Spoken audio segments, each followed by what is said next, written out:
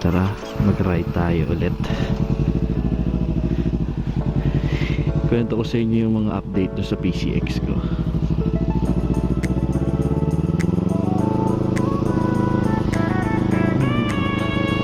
Dito ka makakabili ng mga murang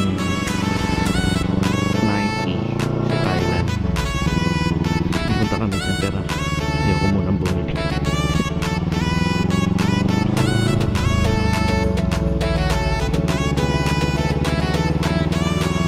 Yun, nag-uulan ng mga nakakarang araw sa amin. Ewan ko, parang sa Pinas din yata, no? So hindi tayo nakapag-ride ng matagal. Yung last ride ko sa PCX, yun pa yung first ride niya. Pero i-update ko lang kayo doon sa mga plano ko doon. Gaya nga nung sinabi ko, aalisin ko yung mga pangit na kamukha nung stand na nangangalawang playboy na license plate holder. Basta hindi siya maganda eh. So inumpisahan ko na yon.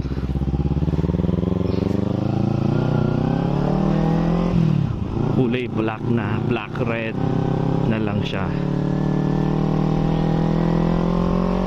Wala na kung ano-anong nakaka-jologs na na accessories dun.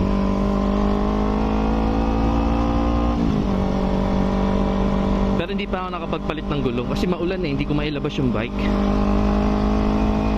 Ngayon sana, kaso feel ko tong ninja eh.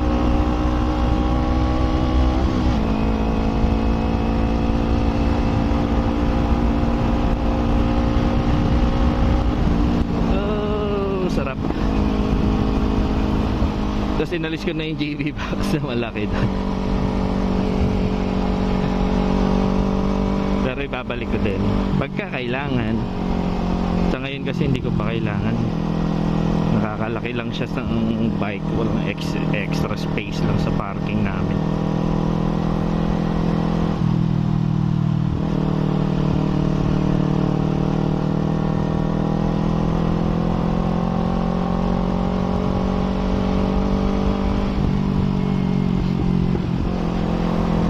Tapos inayos na rin namin yung papers niya.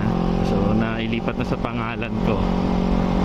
So mga 2 weeks daw lalabas yung book niya tsaka yung ownership. So legit na nasa atin yung motorbike. Tapos magpa-vlog na tayo. Ngayon kasi nakakailang pa rin siyang gamitin sa dito kasi syempre hindi pa nakapangalan sa akin. Yung insurance niya doon pa sa dating owner. So kailangan maayos na para if ever makadaan tayo sa checkpoint eh walang problema. Dito naman mabilis lang yung process ng ano namin eh, ng mga ganyan, yung transfer ng names ng mga motorbike. Hindi ka mukha sa atin na sobrang hassle, ng dami-dami ng kung ano nung hinahanap sa iyo na mga documents.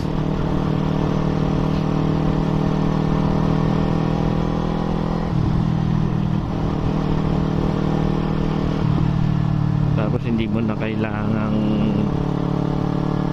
dalhin yung bike doon sa mismong LTO nila dito. Dalhin mo lang yung book sa mga parang renewal centers nila. Parang maliliit lang nga na, alam mo maliliit na sari-sari store ng LTO ganun. Doon mo lang dadalhin yung motor mo. Doon na nila check lahat-lahat. Tapos 2 pieces ng paper, sign mo lang, tapos. Tapos mura pa. Oh, truck. So, hindi pa rin ako nakakabili ng ano, ng GoPro mount, yung chin mount ko. So sana wag masyadong magalaw yung ano, yung camera. Sinip tayo na lang siya eh. Kasi medyo yung takbo natin 80, 90 ganyan eh. mahangin, masyado magalaw. Pero tingnan na lang natin pag edit, baka maalis ko yung vibrations.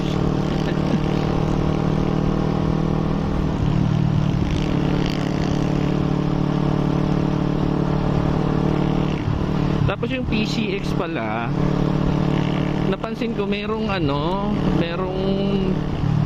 parang butas yung shocks niya sa likod. Hindi ko alam kung normal na nandun yun or binutasan ng dating may-ari para tumapon yung fluid o ayaw, ewan ko, basta parang weird niya. Yun siguro yung reason kaya matalbog yung bike. Hindi ko pa rin napapacheck yun. Pero sabi ko nga doon sa yung first ride natin doon sa PCX, baka palitan ko na lang yung shocks na yan. Kasi sobrang talbog niya talaga, grabe. Lalo na pag may angkas ka, sasayad yung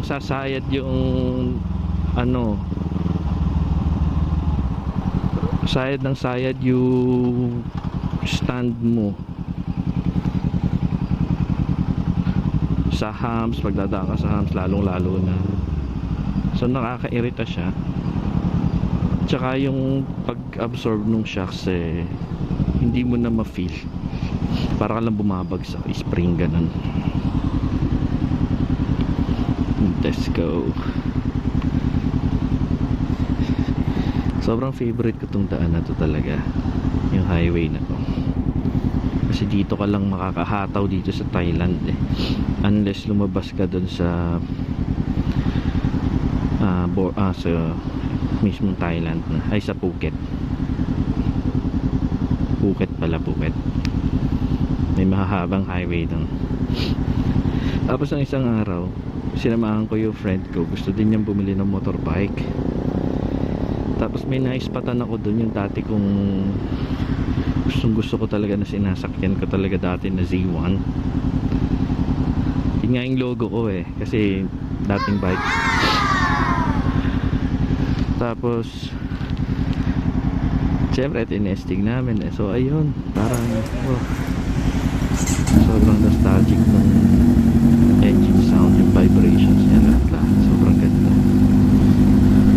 Naisip tuloy ako kung bibilin namin yun, isaswap ko tong bike papunta doon.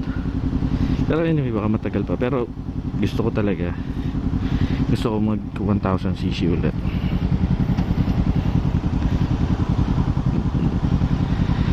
Tagal ng ilaw. Tapos yung friend ko may gusto siyang bike doon, sa akin niya pinatest ride.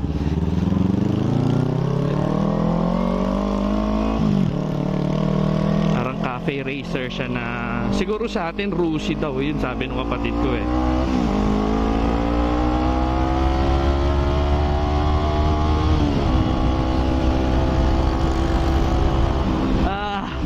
sarap.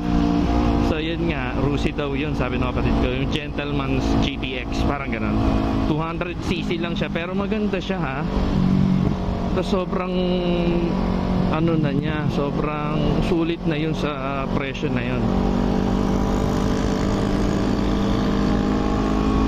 Kung bibili pa nga ako ng isang maliit na bike na secondary bike, actually pangatlo na, bibilhin ko yun kasi ang gwapo ang lakas makakoko Martin.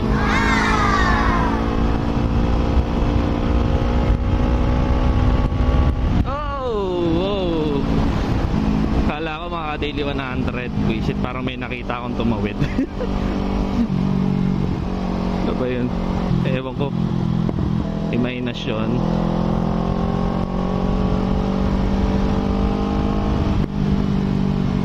Or anino lang, ewan ko. Natakot ako ng konti.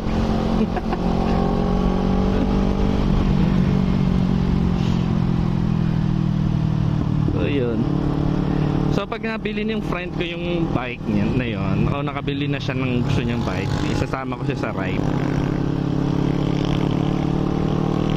Gusto ko siyang isama sa malalayo para may enjoy naman niya yung bagong bike niya.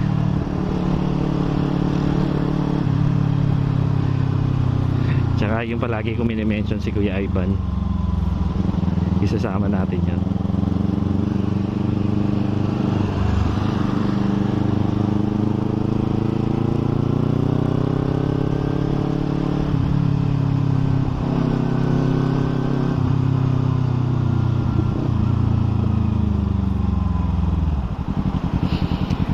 Tapos meron pa akong isang napansin sa PCX na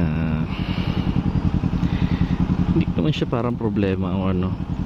Parang yung idling switch niya maluwag. Pero hindi ko lang sure pero papacheck ko na lang din. Kamukha nito, ito kasi kill switch yan. Kill switch. Yun doon kasi idling siya. So pagka nilagay mo siya sa idle, kunyari nakaganito ka sa stoplight, naka-neutral siya. Pag nilagay mo sa idling stop, mamamatay siya.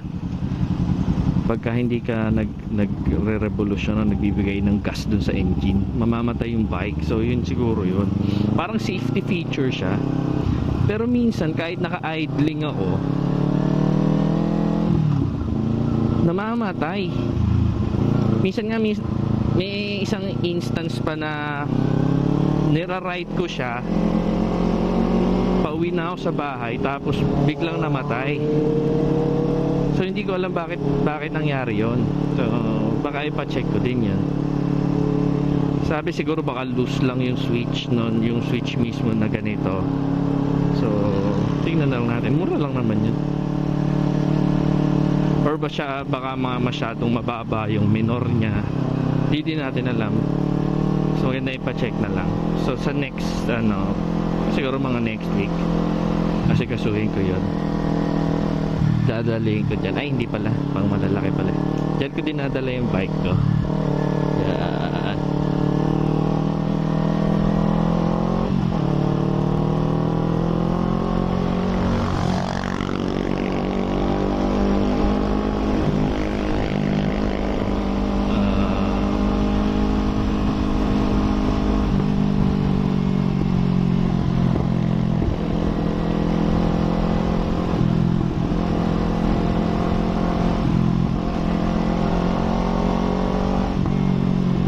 Pero overall,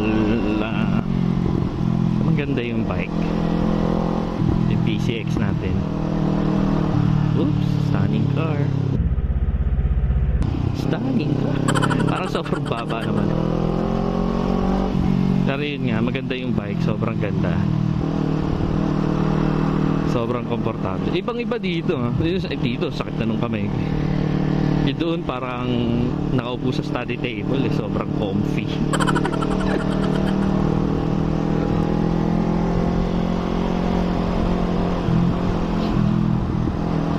Tapos nasanay na ako doon sa sinasabi kong parang nakaumbok doon sa upuan na hindi ka makapag-stretch ng paa. Kung napanood yung first ride doon, yung sinasabi ko doon, parang nakapag-adjust na. Parang wala na lang, nasanay na lang ako sa kanya. Kasi pag inupuan mo, parang sasaktong-sakto ka nang nakaupo ron, alam mo yun? Wow! Sports car.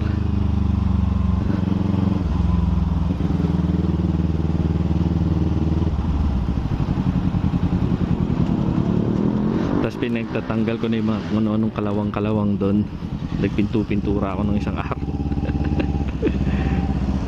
So okay naman na siya. Gusto mo nga siyang malinis tingnan. Tapos binapping natin yung mga yung mga hindi na makikintab na pin parts nung fairings niya. Nagmukhang bago. Yun lang pala katapat nun. Ayan. So yun lang yung update doon. Mag-ano na lang ako ng ride sa kanya. Tapos pagka pinagawa ko yung kamukha yung gulong, mga ganyan, i-vlog na lang natin para makita niya rin.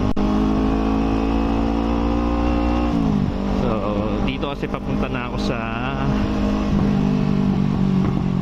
work. May kikitain ako dito. Dapat magkokotse ko pero na-miss ko kasi itong bike. So nag-bike na lang, nag-motorbike. Ewan ko ba't dito sa amin bike ang tawag dito? Sa atin bike yung bicycle. Anyway, siguro hanggang dito na lang. Mag-go-kart.